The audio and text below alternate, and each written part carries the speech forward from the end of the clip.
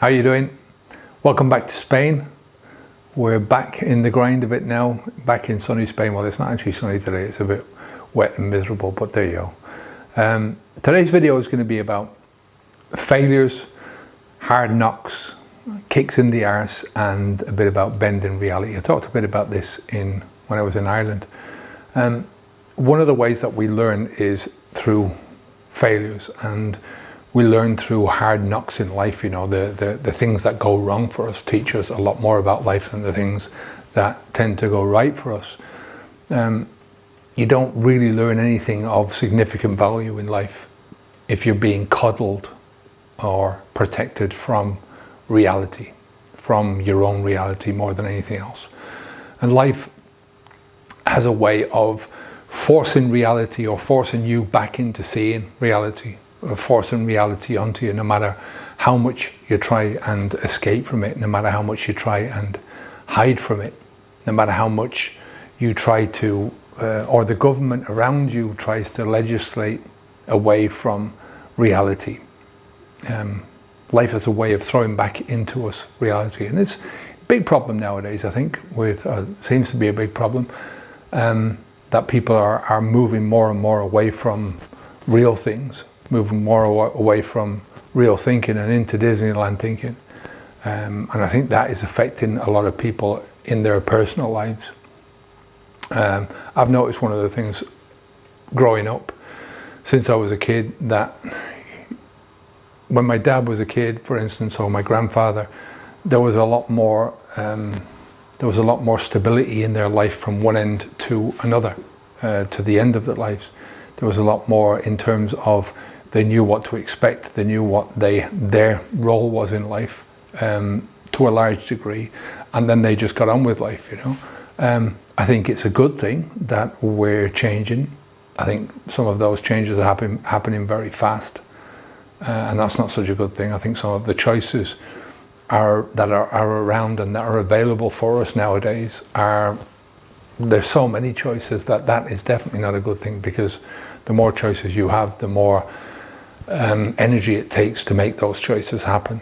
And I think the more that we're making bad choices in life, you know, the fact that reality is going to come in, the fact that reality is going to establish itself no matter what you try to do, that's tough to take in the beginning. You know, reality is getting in the way of your bloody dreams, you know, your bloody ideas in life, your ideas about yourself, where you want to go or who you are.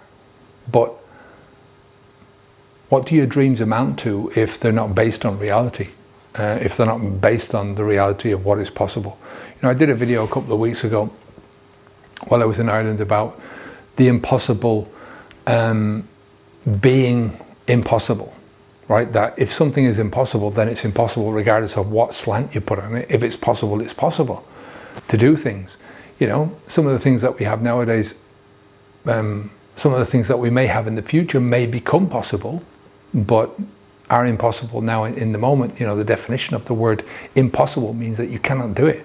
And that seems to be a recurring theme in self-help videos, is you can achieve the impossible. Now, I agree from the perspective, I know a lot of people who say this, and I think they mistakenly mean, they should be saying that it's the impossible from your perspective, that you can achieve the impossible from your perspective, because it is possible to do these things. But if it's impossible to do something, then you can't do it.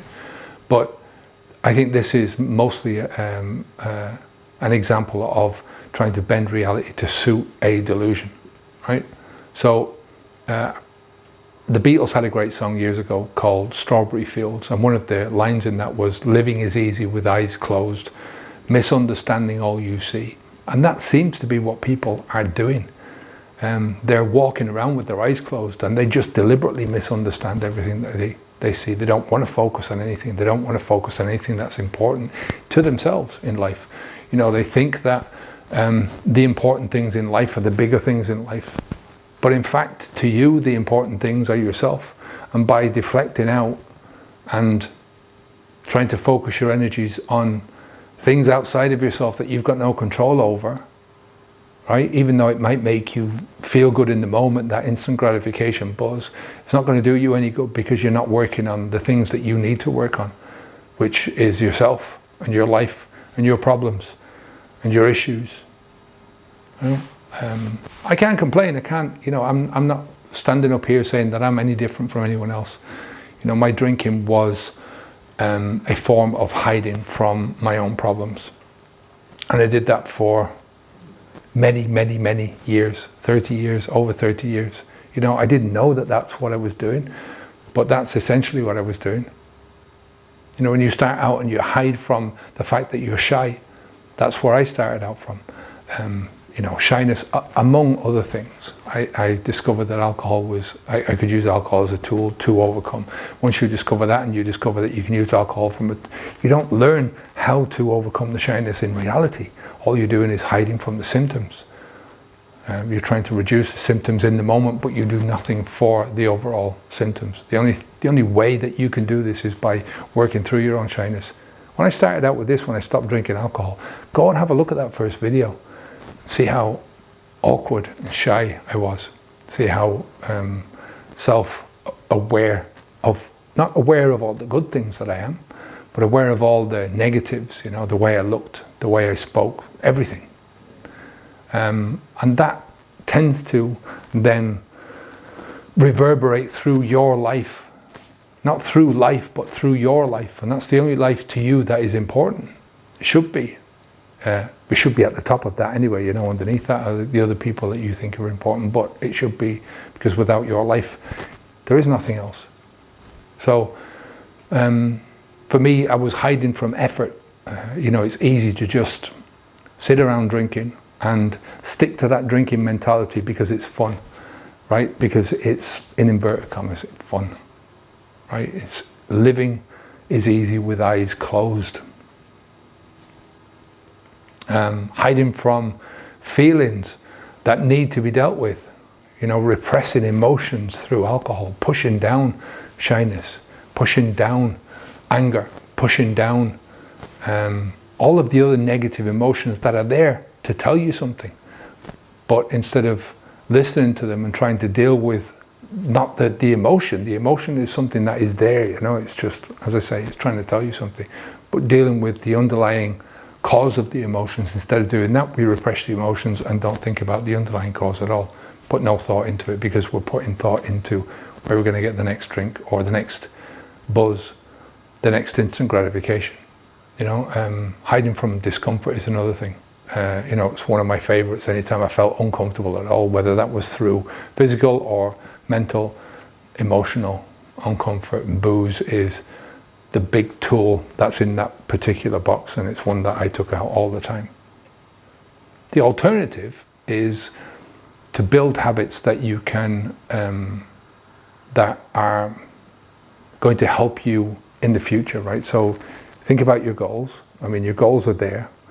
Think about what it is that you want to do and how you're going to get there, and what habits are going to help you to achieve that. And again, you're building habits again with tiny threads, bit by bit by bit. You're forging massive behavioral structures overall by small little parts at a time. And it's these big behavioral structures that are going to change you to a great way of living. Chain is a wrong way. Chain is something that I think that we use for our old habits, so the bad behaviors in our lives. We're chained to it and we can't escape from it. Well, you can. It's the same thing. Once you discover that your ability to create and forge your own habits and to build them and to maintain them, or to take them apart again, once you discover that talent is within yourself, that skill is within yourself, or that you can build that skill within yourself, then it becomes a possibility to understand that it's no longer a chain. You're corralling certain parts of your life, but you can move that to a different area. You can take those apart and build them back up again, like Lego, I suppose. My life used to be very simplistic, used to be very irrational. Now it's still simplistic. I still try and keep my life as simplistic as possible. I think there's a certain beauty in simplicity that you're never going to find in complexity. The more complex you make your life, the more mistakes you're going to make, I think. Definitely my life is much more rational, and it's always steadily moving towards my best possible version, the best possible version of my life. And I said in a previous video, everything we do is a bending of reality to one degree or another. So we all live somewhere in make-believe land. You know, some of the things that we do in life, you know, like I'm still in that, and I'm trying to figure out ways that in some areas that I can stop that. In other areas I don't mind, you know. It's quite helpful and happy to, I mean, goals, for instance, are make-believe land. They're fiction. You know, every goal that you ever have about yourself, every time you think about the future, is a fiction of some state, right? It's a living in make-believe land until you can start putting in the steps. And even then, you're still living in make-believe land. That goal is still a fiction until it becomes a reality. So all the steps that lead up to that goal, they become a reality in and of themselves, but you might change the way you want to go. But there are certain things in life where you've got to strive for, above all, truth, veracity, right? Reality, or as close to reality as you're going to get. Now, if I'm being honest, you know, life can be tough sometimes. It can be rough. There are definitely going to be failures in your life. There have been many failures in my life since I stopped drinking alcohol. There's a lot of hard knocks. I've had plenty of kicks up my own arse. But it's much tougher when you put a psychoactive drug into your mind, when you throw that into the mix. You know, like I said loads of times, go back and have a look at that first video and you tell me, would I have lasted another 10 years? I'm nearly 9 years, almost 9 years into this journey now. Would I have lasted another 9 years, or where would I have been? Imagine that life, that lifestyle on that person 9 years later. So, you know, I'm not into giving you the easy way out. I can't give you the easy way out, because all of this work you're going to have to do yourself, right? I'm not into giving myself that easy way out. You know, I did that too many times over those 30 years of my life and before, you know, and that's bullshit. And we all know it deep down that that's bullshit. But the clock is ticking, the clock is going, you know, your life is moving forwards, and there's nothing you can do to stop that. So time is of the essence. Habits V2 is our platform, it's up here. And this is, I mean, the whole purpose of Habits V2, that platform, is to challenge your reality, to get you to see things from a different perspective, a new perspective, one that might help you to live up to what you can live up to potentially, what you can potentially do in life, to your possibilities. You know, I'm not an advocate of criminalizing any drug behavior, right? I think it's a personal choice, it's a personal responsibility. I'm not an advocate of taking out those things in life, you know. If that's what you want to do for yourself, that's fair enough, you know, but it is your responsibility whether you accept it or not. It's your 100% responsibility. And I think there's another way that you can educate yourself, in my opinion. It's a much better way. So what does the V in the V2 stand for? Is version 2 is overall what we're talking about here, but today is veracity. And that's truth, honesty, especially when you're talking about yourself, self-honesty. Have a look at the origins of the story of the V, the victory in World War II. There's a few videos on YouTube, you can have a look at that. The biggest victory that you can make in yourself is for you and your world and the way you see it and the way that you can alter your reality. So you know where we are.